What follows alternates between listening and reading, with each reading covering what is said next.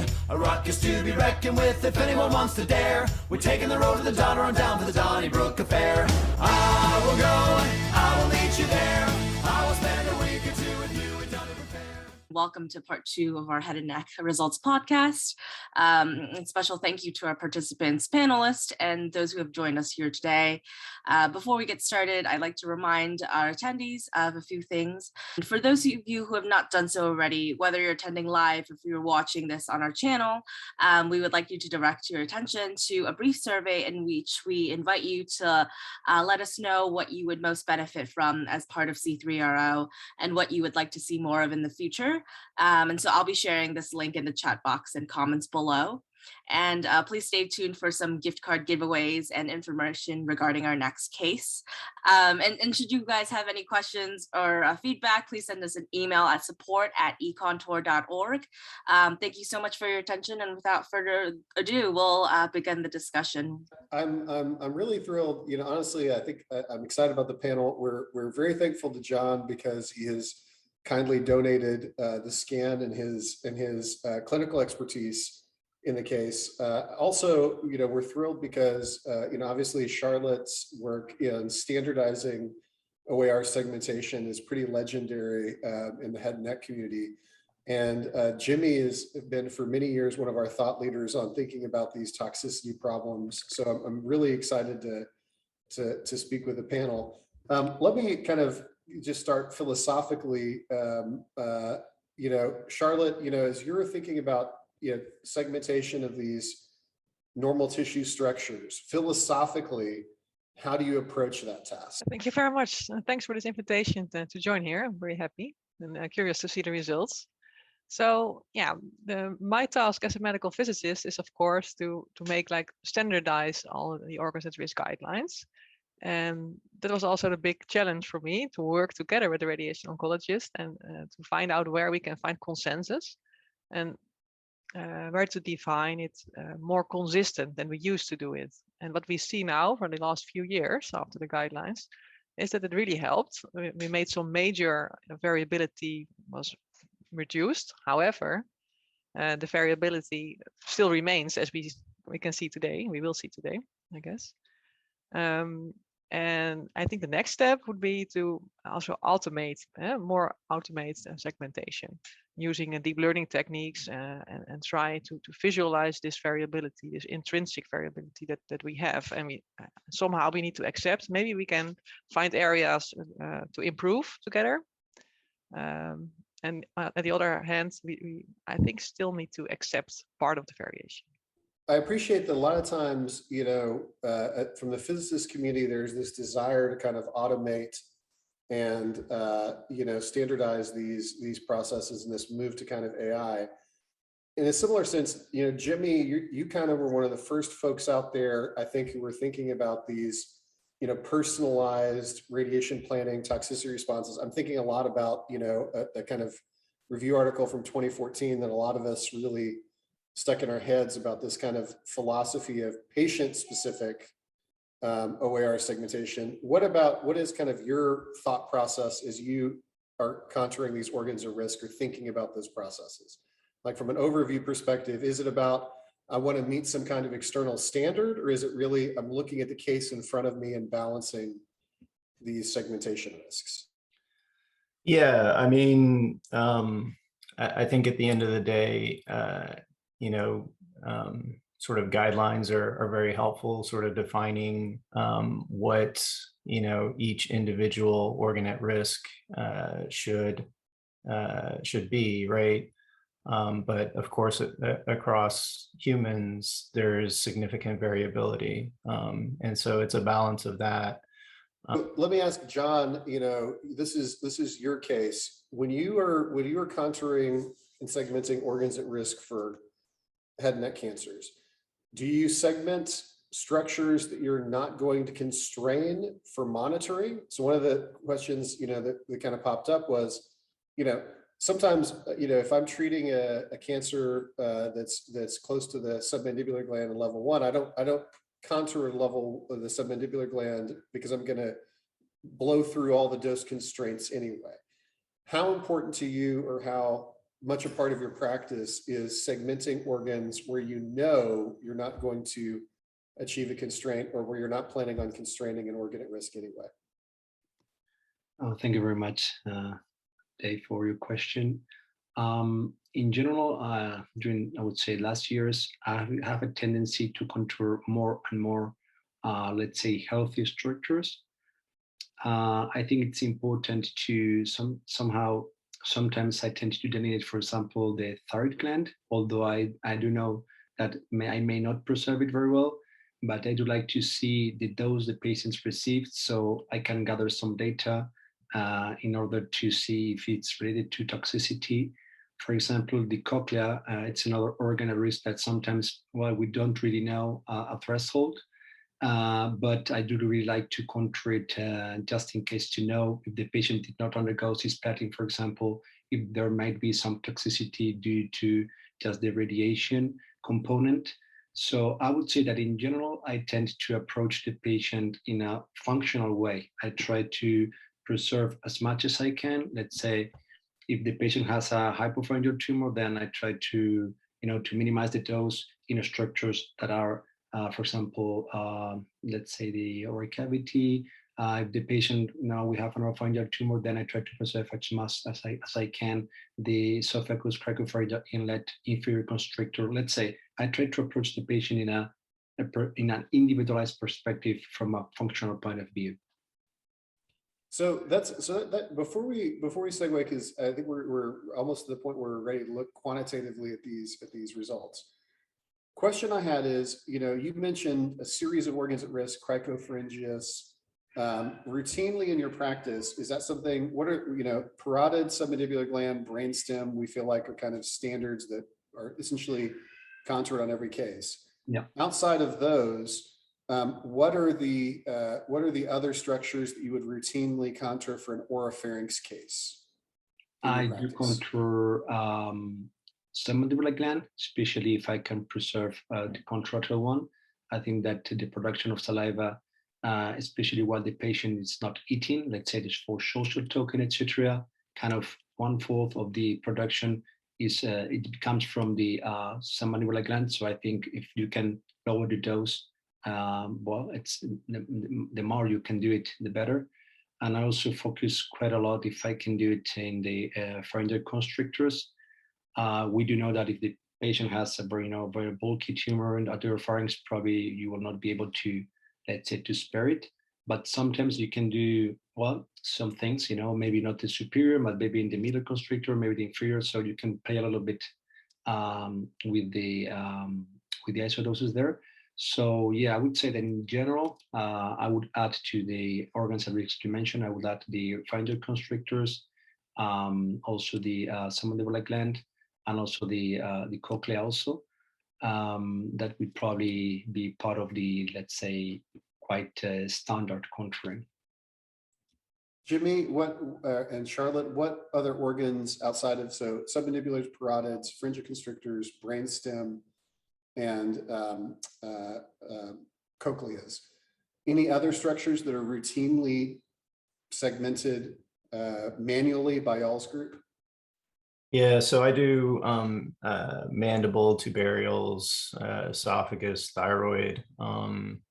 I'll split the pharyngeal constrictors into 3: superior, middle, and inferior. Larynx structure. I don't personally contour, but we make sure to put in a posterior ovoid. Just don't want us back there in the posterior lymphatics. Charlotte, I bet you're thrilled to hear tubarial glands. That's kind of, special coming in Groningen. What else do you guys add, if anything? I think almost all structures were mentioned. The thyroid, supraglottic, pharyngeal constrictors. We also split them into 3. The oral cavity is one of the important ones here. It's also been linked to toxicity models. Glottic area, the buccal mucosa, we also delineate. That's from the guidelines, but most of them are also for prospective studies. So more monitoring than constraint for some of those. Okay. Yes. Okay. Well, Ben, are you ready to kind of unveil our results? We have what looks like a dose distribution but it's really the consensus of, in this case, 70 other people.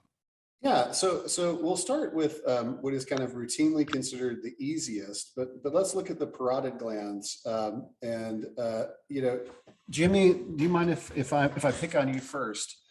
You know, kind of if you look at these parotid glands, do you routinely window and level differently when you're segmenting these manually? What's your workflow, or what's your practice for parotid segmentation? Yeah, so I'll put it on a soft tissue window, which I think is 440. I do simulations with and without contrast, so they'll be side by side. When you're looking at parotid segmentation, we've routinely seen that there's, at least in our practice, a lot of variability in sup-inf segmentation, and then obviously the deep lobe is kind of the area, as you can see, of the kind of comparative greatest disagreement. When you're teaching, I know you, Jimmy, you teach a lot of resonance. When you're teaching resonance segmentation of the parotid, what are kind of the tips and tricks that you use to facilitate them understanding the anatomy and understanding the segmentation there? Yeah, I mean, I agree with you. I think the deep lobe is where most people miss when sort of I'm teaching residents or doing reviews for NRG quality assurance. And, you know, that's unfortunately where in general, you get the higher dose. So, you know, unfortunately, people fool themselves. The other thing that people miss a lot is actually accessory parotids along the masseter. So, you know, pointing those out, I would say about 20% of people have fairly substantial accessory parotid glands. And those are free and easy, you know, for sparing. So identification of those is important. You know, there's also a great literature and a recent randomized trial looking at parotid stem cell compartment, which I don't think we really sort of talk about here, but is also in the back of my mind when I'm contouring or evaluating a plan, and especially when things are borderline. So Charlotte, you know, I know you've been involved with the stem cell sparing efforts by Rule and Hans and Groningen for a long time. Has that changed philosophically the way that you guys think about segmenting? Even though, you know, I think some of us would argue that that even though the trial was negative, that consideration has kind of been something that we might want to bring into practice. Do you think of the parotid as something that we should substructure out into, let's say, I've seen folks do, you know, deep and superficial parotid for differential sparing, or the stem cell or duct components. What are your thoughts on, is the parotid too broad a construct for an OAR? Yeah, I still believe that the stem cell region is the region that we will show to be most important for the parotid, the work by Peter van Luik from Groningen. And what we have done some planning comparisons as well. And there we define an area within the parotid that should preserve the stem cells. And actually, the planning comparisons that we made were not that much of a variation within the looking at the dose within this stem cell region. So even though you would segment it separately, I believe the plans won't be so much different. So that was kind of surprising that they could not make a big difference between those two approaches. Maybe with newer techniques, there's a possibility. So I think this is something that we will follow up on in the coming years. Yeah, I'm quite intrigued because, you know, I think that philosophy, like Jimmy mentioned, the idea of thinking about subregions of the parotid is increasingly something we're mindful of. I know several groups in the US will use kind of the parotid duct as a surrogate for the stem cell region, as a way to do that. we didn't put on tubarial glands here, but I'm curious because, Jimmy mentioned them, and what are your thoughts on should tubarial glands be the next glandular structure that we constrain or monitor?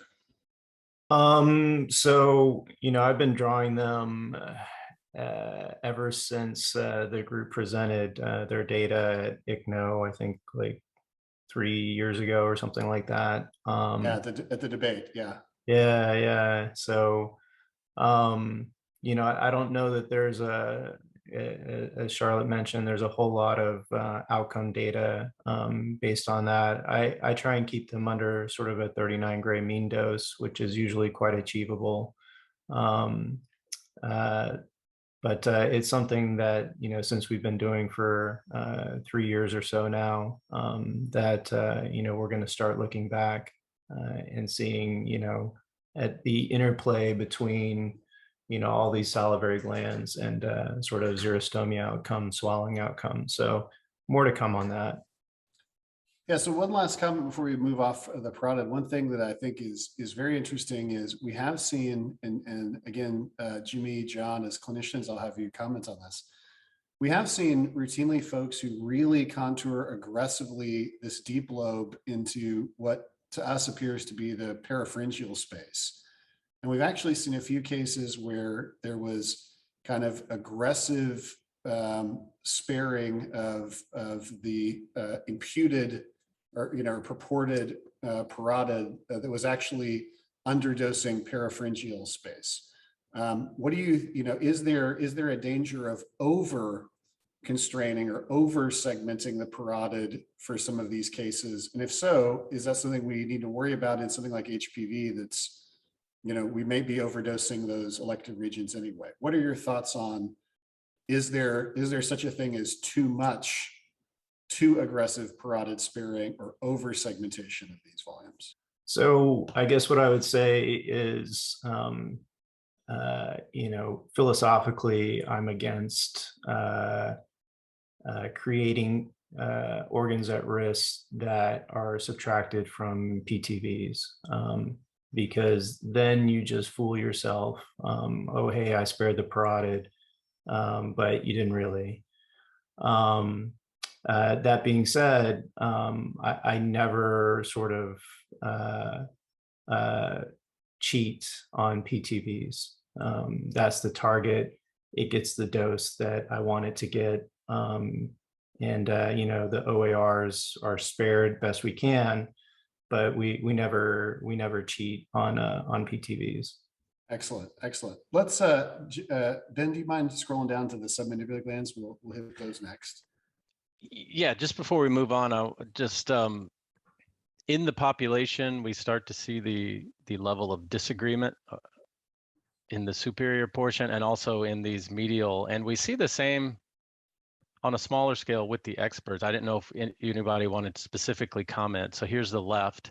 You can see up here, if you see my the little mouse moving around, where you see that gradient become shallow is more and more disagreement. You see it in the coronal. And if we go over to the right parotid, generally see the same trend. So do any of the experts kind of want to comment on these differences? I'd love to hear Jimmy and John's thoughts on the deep, the deep component of the parotid there. What should be done in clinical practice, I agree very much with Jimmy. Try to control the whole organ at risk as it's really represented by the image, and then your PTV, if it overlaps with your organ at risk, then I give priority to the PTV, and then I try to preserve as much as I can, but never trying to underdose the PTV in order to preserve, let's say, the parotid gland. Another issue would be, spinal cord or any other critical structure where you cannot cross the line. But we are talking about the parotid gland. I wouldn't underdose the PTV in order to preserve the parotid gland. Even though you control, perfectly your deep lobe with feeling, trying to be honest with the whole organ at risk. But you have to also to be honest with the dose you are really giving to that organ at risk. So that I agree with Jim in that context. Yeah, so when I think about the deep lobe, Dave, you brought up the peripheral fat. It's the entire basis of radiology is density differences. So when you're looking at that peripheral fat, you should see a fat signal and a slightly different signal for where the deep lobe of the parotid is. Of course, for example, on this slide, it becomes difficult, especially on the left, where you have beam hardening artifact, and it gets very difficult to say, where that parotid ends and where the peripheral fat begins. It's a little easier on the right-hand side. So, these are other considerations that you have to think about, in terms of like, residents always ask like, well, there's so much artifact, how do you know where the parotid is, so you have to go, slices above, slices below, and then your knowledge of anatomy to sort of imagine the rest. In that vein, do you guys routinely use metal artifact reduction or CT gantry tilt for reduction of metal artifact from dental implants as part of the planning process? Is that, Charlotte, or is that part of the process in Groningen?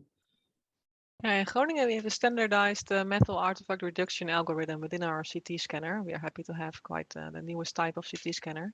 So we don't need to do any other tricks for that. So we are lucky to have quite good CT images. And I'm also quite surprised to see the variation here in the deeper lobe, because I thought it was more a patient to patient difference, or like anatomical difference between patients, and not that much an individual interpretation. So yeah, I think maybe there's something to win here. So submandibular sparing, I think is something, we all kind of opportunistically, think about for these cases based on nodal level segmentation. How do you guys incorporate dose constraints for the submandibular glands and the parotid? Do you use those as independent constraints? Do you use those as a composite constraint with parotids under a certain threshold, submandibular glands under a certain threshold, but then try and drive one or the other if you have, like in this case, unilateral treatment where you might be sacrificing some of that function? How do you conceptualize the constraints for the submandibular gland relative to the parotid? Charlotte, I'll let you kind of take that one first. Yes. So yeah, in our clinic, we make a model-based comparison, protons versus photons, for every head and neck patient. And yeah, we used to have standardized objective lists with separate objectives for the parotid and the submandibular glands. And so far, I did not encounter that many patients that we have to make this balance. However, the NTCP models that are used clinically, the parotid glands have a higher weight. So with that respect, I would say that we prioritize the parotids more for the current knowledge we have. Jimmy, what about you guys? Similar thought process? Yeah, I mean, I don't think in most cases, there's a trade-off in general that you can drive down one, but not the other. I think that actually submandibular glands are more important for patient-reported quality of life than parotids. And so, I've paid a lot of attention to them in terms of sparing, and even ipsilateral. I'll contour out the submandibular gland. I'll draw my nodal volumes around it because you don't have any failures within the submandibular gland itself. And much like Memorial, I haven't driven down my elective nodal doses to 30 gray, but I've come down to 40 gray. So, I can get often ipsilateral 39 mean gray doses by doing that. So I definitely pay a lot of attention to them. I know there's an interaction, in terms of overall sort of xerostomia perception by patients, but I think that's driven mostly by the submandibular gland more than anything else. Yeah, John, I think was raising a similar point in terms of this toxicity profile from submandibular sparing. John, do you want to kind of comment, like Jimmy, do you feel like this is a kind of underappreciated organ at risk for a lot of folks? Yeah, I would say I would agree in general with Charlotte and Jimmy. I do delineate it separately and asking also for different dose constraints whenever I can. And I think that it's more difficult to spare sometimes than the parotid gland, but if I can, I try to push as much as I can. For example, I mean, if we wouldn't have to delineate the left side, for example, the left side prophylactically, I mean, I would try to reduce the dose as much as I can. Maybe I would ask as if it would be the parotid gland below 26. But I do also agree with Jimmy that if you have to contour the left side, probably you wouldn't reach a mean below 39 or something like that.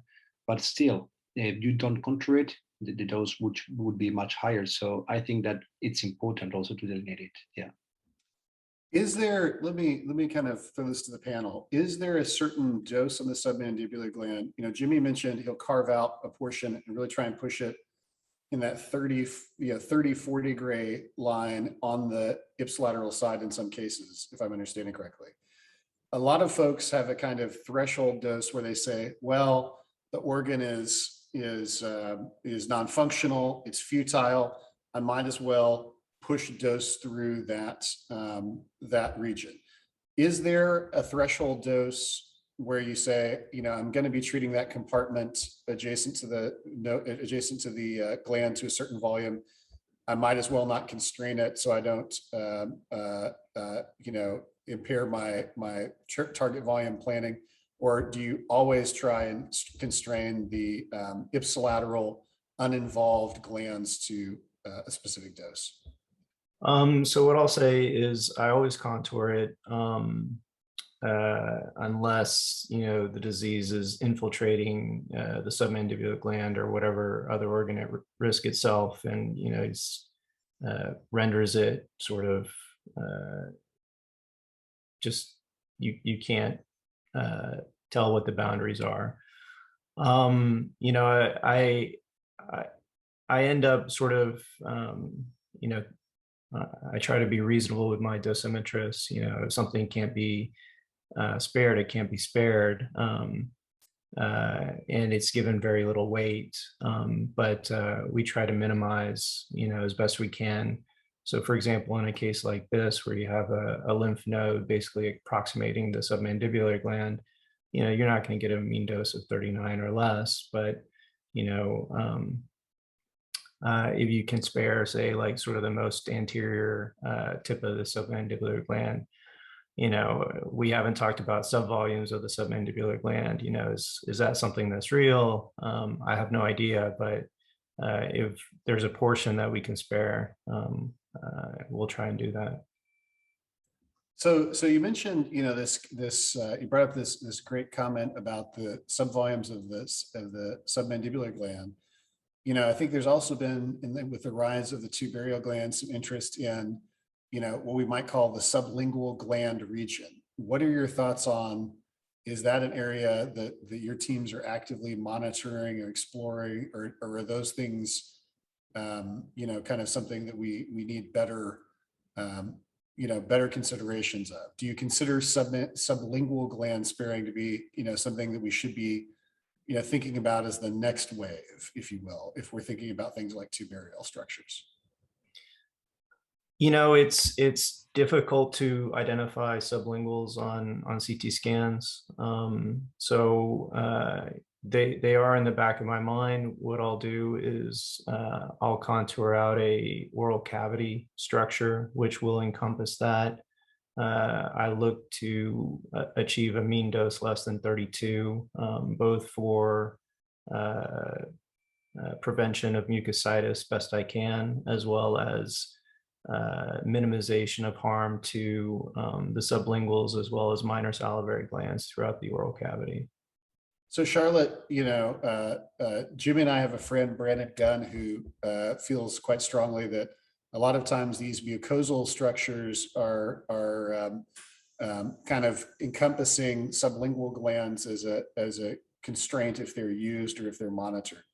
Do you think that sublingual glands are something that we should try and differentiate from these kind of broad oral cavity mucosal monitoring or avoidance structures, or do you think that those are implicit within the kind of composite? Yeah, we still have students looking into if there are any relationship with those subunits, structures such as the sublingual glands. But when it comes to the contouring and the consistency, we have seen that it's very difficult and auto-segmentation to segment these smaller structures and these very thin structures. So in that respect, we prefer to segment the bigger compartments if we have no reason to split it. As a practical logistic, it sounds like, right? Yeah, but also to have a better, it's a practical one, but also to be able to make our models more reliable, our NTCP models. We have seen it's more stable to report those in oral cavities that have been standardized instead of using multiple substructures. Because then there might be mechanisms that we don't know yet about how to model them. So that's why for now, we stick to the oral cavity in the models. And what we do for the submandibular gland for optimization is that we sometimes exclude the target volume because, as you mentioned, there's often the overlap.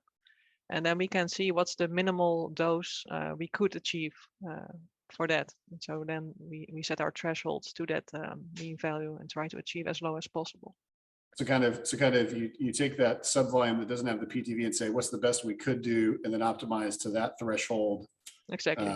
Yeah. As a way of kind of, working within the constraints. Yeah. Excellent. Yeah. David Schwartz developed our kind of oral cavity avoid contour when he was here at MD Anderson, and we've still relied on that a lot. And I think, again, primarily for just its practical utility for monitoring. And I agree that there's, maybe potential there. Ben, can we move to the pharyngeal constrictors? You bet. Just one more comment here. There's just one region here where there seems to be disagreement, not only among the experts, but the population. Are there any teaching moments for up here? Again, we're looking at the superior side. So how far to track the superior extent of the submandibular glands? Jimmy, what's your kind of thought process there? Yeah, I do think that's where most people have trouble. As the submandibular gland gets lost between the oral cavity and the muscles that attach to the mandible there. And again, you sort of have to look at sort of the density signal of the submandibular gland and the difference between the muscles of the oral cavity and the muscles of mastication there. So you can kind of see laterally, where somebody's out into the muscle versus sort of that more water signal of the submandibular gland. I think we often see muscle over segmentation in that region. And so we look at the pharyngeal constrictors. These are, I would argue, probably one of the newest, if you will, routinely contoured and constrained organs at risk. Chris Nutting has a recently presented randomized study that shows that we can decrease dysphagia by constraining these structures. And yet he also has an article showing that none of the experts could segment these particularly well. Charlotte, I struggle with segmenting the pharyngeal constrictors because, like the brachial plexus, I'm often segmenting an imputed location rather than a structure I can see with a good gradient on CT. What are your, thoughts? Because I would say that you're probably someone who's really thought about this a lot. But what are your thoughts on pharyngeal constrictor segmentation, which is kind of the new standard, but not a standard that it looks like many of us are all that great at? Yeah, exactly. It's very hard to see on CT. So we also use MR in conjunction with infused to the CT with it. And also in Groningen, we have the privilege to have a specialized and dedicated segmentation team for head and neck, like a group of 3 dosimetrists that are really trained and can do better than all the medical doctors here. And we also analyze now the variation that they still present, and that's very that lowered with respect to the whole group. So that's the approach we take. And yeah, those specialists are now very well capable of recognizing the structure on MRI and also on CT. Yeah, Jimmy, you know, if you can scroll up, Ben, you know, I think a lot of us kind of start with, you know, segmenting around the pterygoid hamulus, but then we're kind of in this, you know, there's this kind of gray zone of when you make this transition to the pharyngeal constrictors, which kind of, you know, warp out towards the mandibular ramus. How do you, anatomically in your head, what are the tips and tricks or the landmarks you use as you're segmenting this structure? How is your approach on these kinds of you know, critical, and obviously you can see mine are comparatively variant. Yeah, so the sort of boundaries that I use, I start at the bottom of the hamulus, so the pterygoid plates go down to the bottom of the cricoid. You know, posteriorly, you know, you want to see the fat plane between the deep muscles and the constrictors. So for example, here, the one in orange is in the deep muscles. So you kind of see that, that fat plane a little bit anteriorly. So you need to know that you're sort of anterior to that for the pharyngeal constrictors. You know, in cases of tonsil cancer like this one, where the mass in the tonsil pushes the constrictor and distorts it, it is a little difficult. And then here, as you come inferiorly, you know, the constrictors meet up with the edges of the thyroid cartilage, and etc.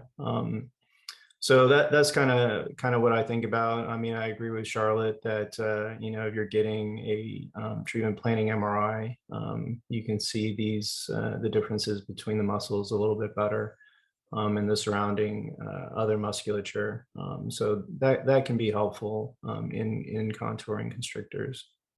Yeah, I'll be honest, I struggled greatly because we do, or at least I do, MR sims and then segment the soft tissue OARs on MR preferentially. I find that a lot easier.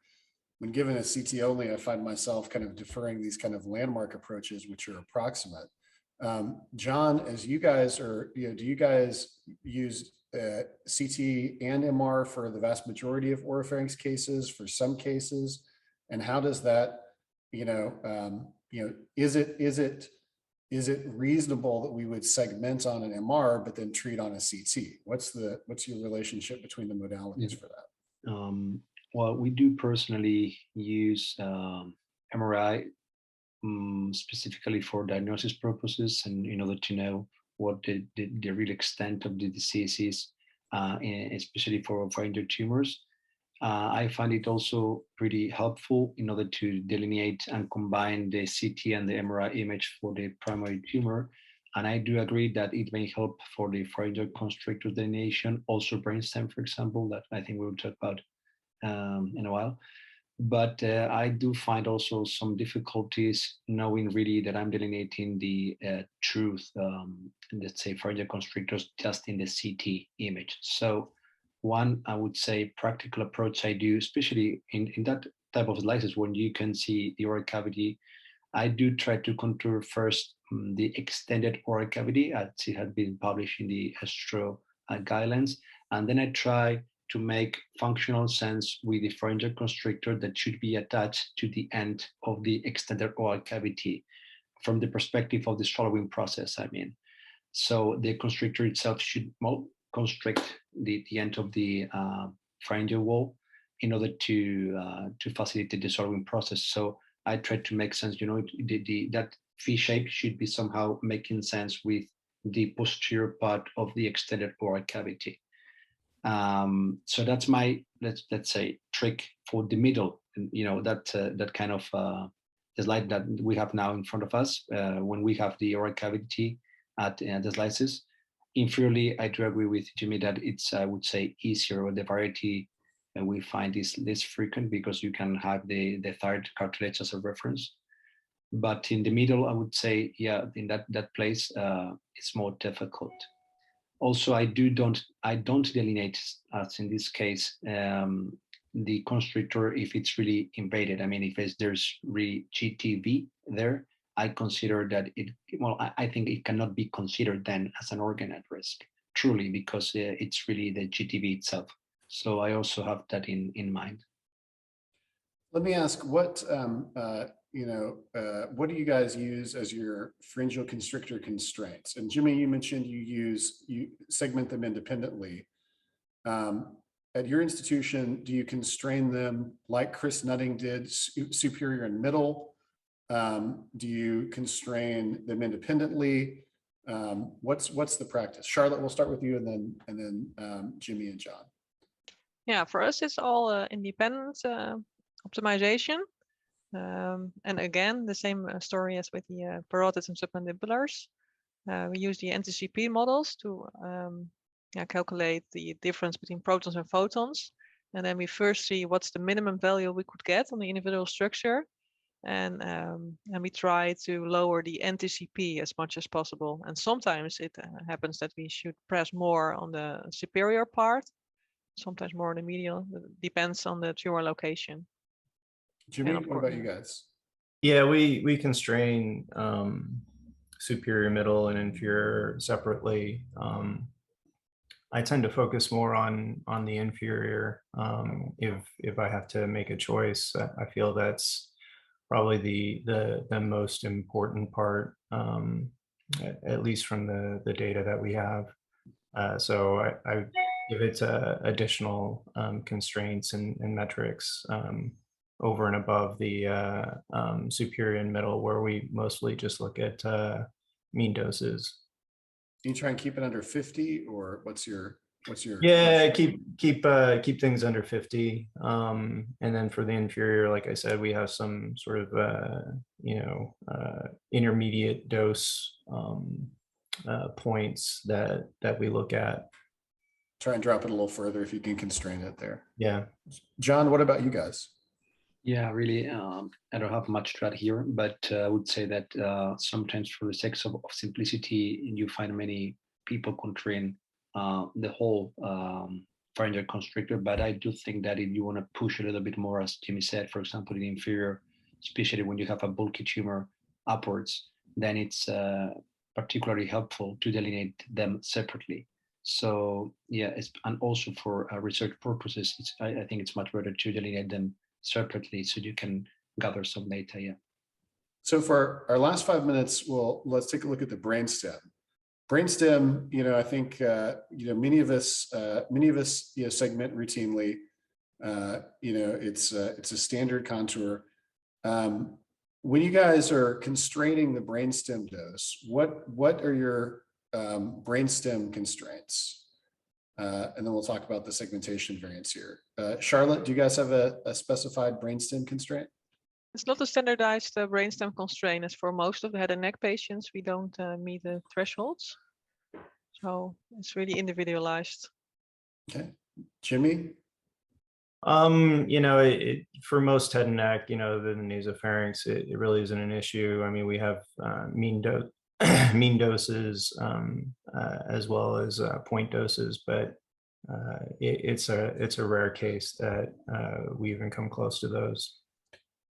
Do you guys use, John? What do you guys use at y'all's place? Yeah. As it has been commented, maybe for nasopharyngeal tumors, you have to be more respectful or more careful in that situations. But in general, we meet pretty easily the max dose constraint at that point, maybe 55 or 56 as much, maybe especially if you have a prophylactic area that extends posteriorly at the on the best of school. But with that exception, I would say that we meet it pretty easily. So interestingly, at our facility, David Rosenthal has had for many years a great interest in radiation immunogenesis as a function of low dose bath to the dorsal vagus complex. So we have this incredibly comparatively aggressive constraint of the brainstem for nausea vomiting prevention. So we use a V30 less than 30%. So not the V55 you'd see for nasopharynx for most of those cases, but a much more aggressive low dose constraint, especially for patients who are going to have radiation alone, because they're rather than chemo immunogenesis, it's radiation induced. But I think that may be an idiosyncratic local phenomenon. Again, I'm not surprised by the sup-inf variation in the brainstem.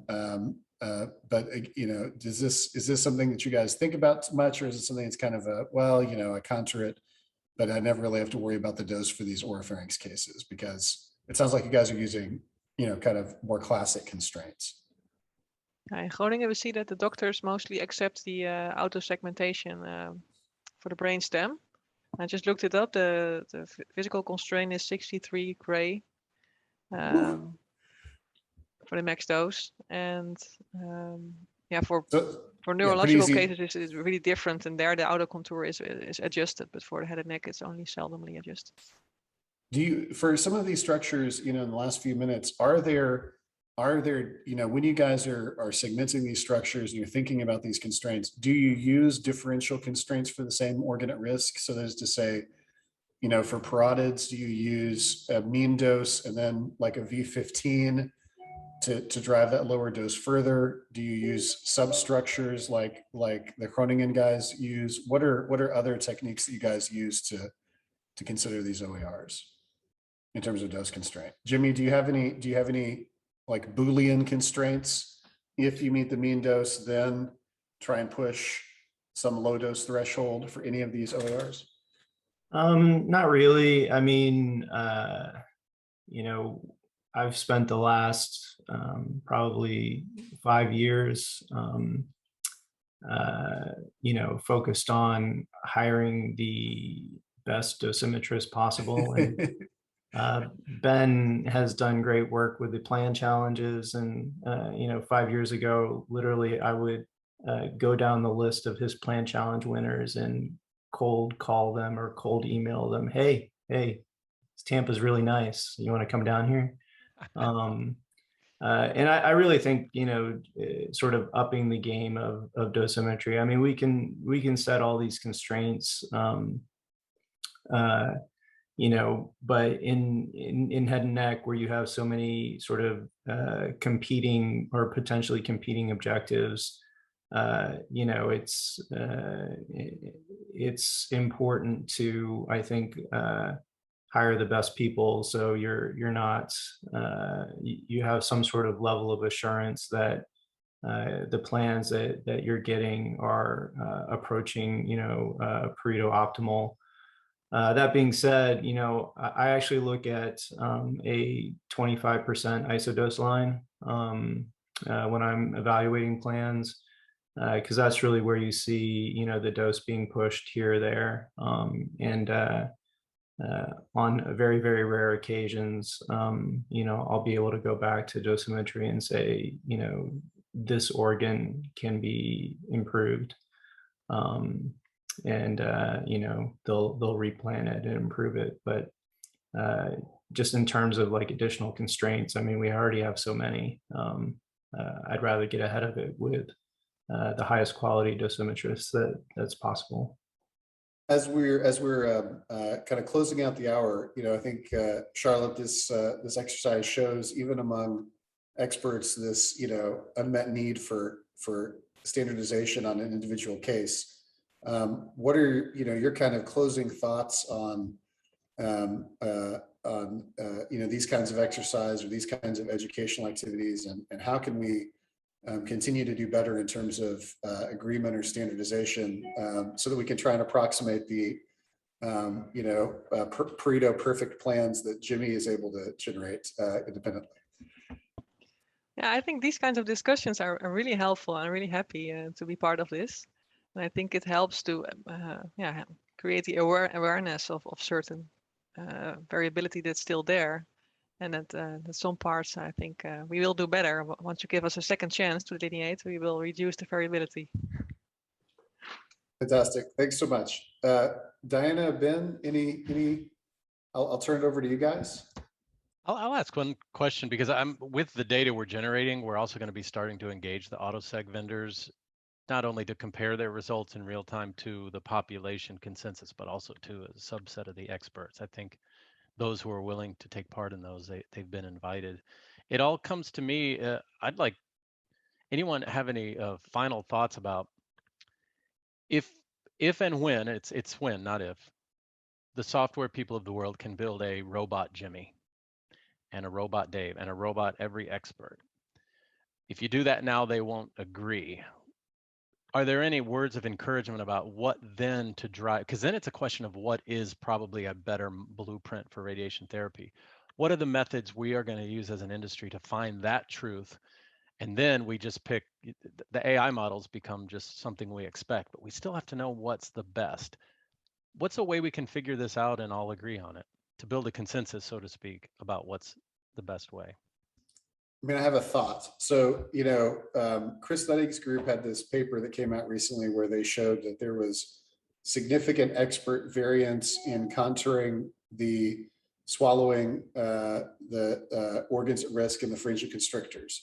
But they found that it didn't make much difference when you really optimized the plan based on target volume constraints. And so, like you heard from Jimmy and John, philosophically, if you get that target delineation right and you have good planning, the impact of the segmentation errors may be mitigated by those other processes. And so I think that, what you're going to see is that, the perfect segmentation may not be as consequential for OARs as perfect segmentation for the target volumes. I don't know what Jimmy and Charlotte think about that, but I think that's my thought. Yeah, I mean, look, Dave and John and Charlotte, they don't need my auto segmentation model, right? They have their own, or they may think mine sucks or whatever. But I think sort of if you can raise the level of the game across the wide spectrum of community practices where people don't have access to day-to-day head and neck expertise, that's a huge win. As to which model is best or better, at a certain point, as Dave mentioned, it's about not so much about the contouring, it's about what that DVH looks like and how you can drive the plan. And so, Ben, I know you've developed this, voxel penalty metric that I really like, and so at a certain point you get to the contours look similar enough that you don't see a huge amount of variation in the DVH, and so if it's not impacting that end product, then minor variations in contouring probably don't make a huge difference. And I think that, yeah, thanks. I think the summary there is, let's drive to where we have minor deviations. I don't think we're anywhere close to that now, but that's part of the mission of C3RO. It's one of the words in there is consensus, and we can't build a consensus unless we look at things together. So I'll speak for everyone by saying thanks everyone for your time and your expertise. And Dave, did you have any closing words for this? Yeah, I do. I just want to plug that, Ben is also going to be doing a kind of deep dive into quantitative metrics as we move forward. So please be on the lookout, because we think that that's going to be you know, this was designed as a kind of combination educational component, but also some strong and rigorous analytic undertaking. So please look for and be aware of that opportunity that's going to be available as well. And before we wrap up, I just wanted to quickly announce the Amazon gift card raffle winners. So for the drawing, we have congrats to Sarah Lee and John Michael Tamagan. And for our live attendee winner, it's Sarav Sakya. So we'll be sending these gift cards in a few business days to the email that you registered with. I just want to grow up to meet you, me and Cadell, in terms of my expertise. I want to be as good as John practically, and I want to be as standardized as Charlotte. So that's, you know, it's great to be on the panel with you guys.